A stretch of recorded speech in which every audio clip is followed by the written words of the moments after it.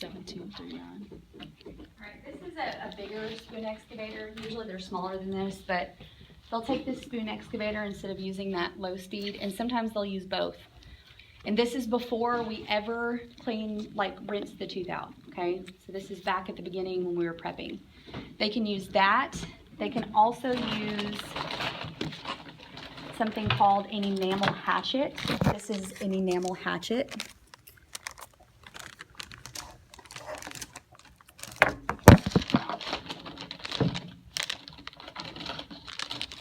We also have the gingival margin trimmer.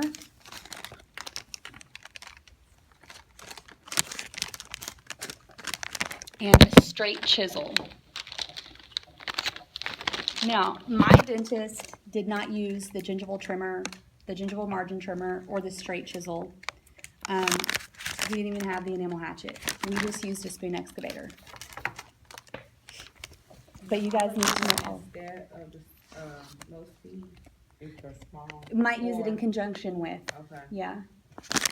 That's the spoon excavator. And a lot of times it has a smaller, the part of it is sometimes a little bit smaller than that. For the straight what? The enamel Chisel. hatchet.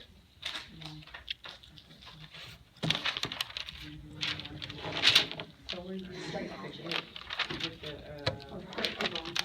with the K out.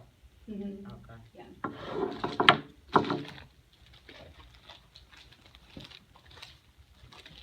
Did you see what it looked like? Okay. I think this is one of the. Yeah, it is.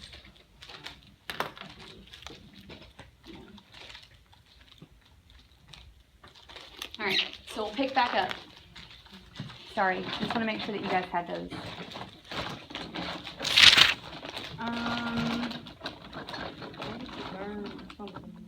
We're going back to the burnishers, yes. Those gingival margin trimmers, they also have them like this. This one's really big. See how the other one is like half this size? This one's just super big. All right. So, after that, go back to where we plugged it. We're finished using the plugger. As soon as the dentist is finished with the plugger, you need to have a burnisher, B-U-R-N-I-S-H-E-R,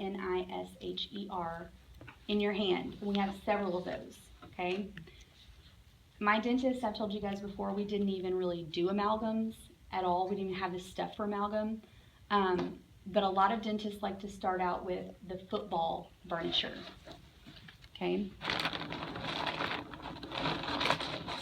So, this is a football burnisher, and sometimes if it's a football, it may have a football on both ends, but sometimes it's a double instrument, so this one has a football and a ball, okay?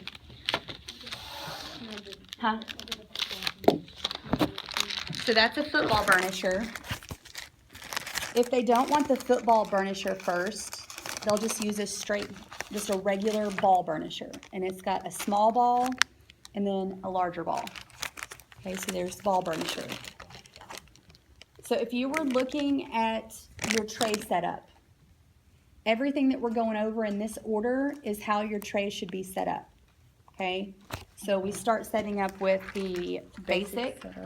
Then we have the hand cutting instruments like the spoon excavator, the gingival margin trimmer, the enamel hatchet, straight chisel. Then we would go into the plugger, then the burnishers, okay? Then our accessories will be the cotton rolls, the gauze, and stuff Yeah, like that. all that stuff will come next, Okay.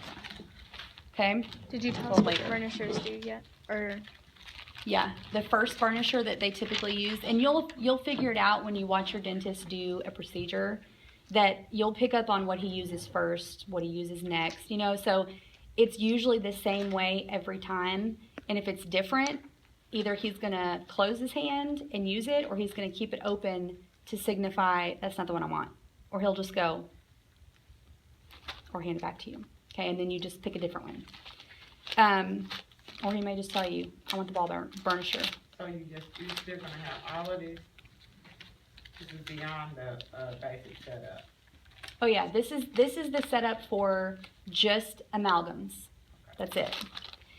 And some dentists don't use all this stuff. So if they never use an acorn burnisher, they're not going to have that for you to set up on the tray. You know what I mean? Like I said, my dentist, we used a spoon excavator and that was it. We didn't have a gingival margin trimmer. We didn't have straight chisels. None of that.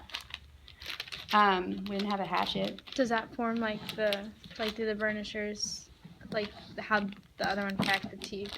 What is this one? This one is going to help shape the anatomy. So it's going to smooth out the surface. Okay.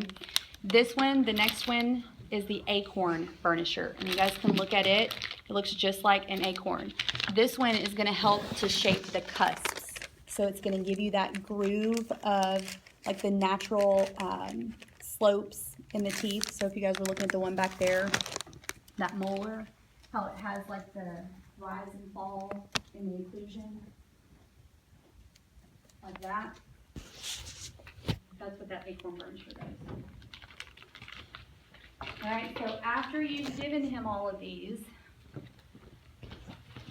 then we have to remove any of the excess that we created by smoothing these out, okay? Because you know, a lot of times it's like when you have dough, if you start with a ball of dough, it's one size, but after you've spread it out, it gets a lot bigger.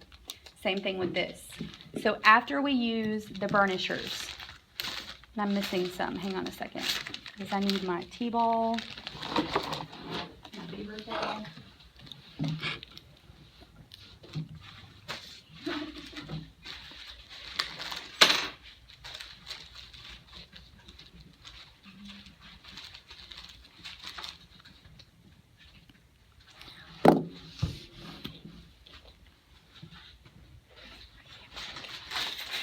All right, when we clean up, I want this packaged back together, okay? This all goes together.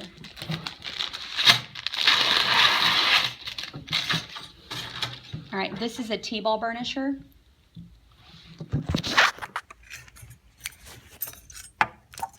And this is a beaver tail burnisher.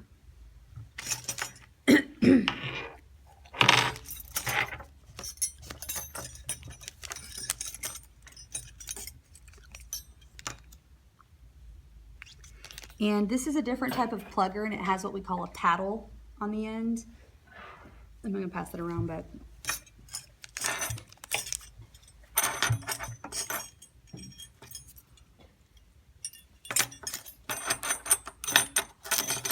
and here's the small spoon that I was telling you guys about. That's this. It's got a smaller tip It's on real it. small. Yeah, this is the smaller spoon excavator. For the hard to reach places. Okay, so one of these needs to be in there. All right, so after we do those, we're finished with the burnishers. We're gonna move on to the carvers, okay? Typically the carver that you go to first is called the discoid, D-I-S-C-O-I-D dash cleoid, C-L-E-O-I-D, carver. Now, there's one that looks very similar to the discoid cleoid, and it's called the Tanner. The Tanner has the oblong shape. The discoid cleoid has like a disc shape and a spade on the other end. So there's a spade shape on this one with an oblong, and that's the Tanner. And then the discoid cleoid looks like a disc because it's rounded with a spade on it, okay? So the first one you're gonna see is the discoid cleoid. The next one would be the Tanner carver.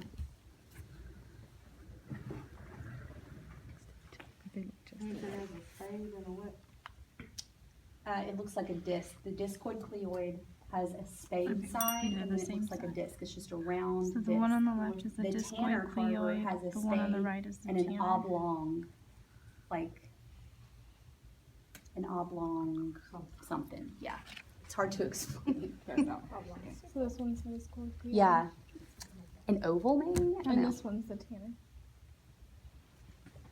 See the difference. These are the differences. So they both have the spade. Yeah.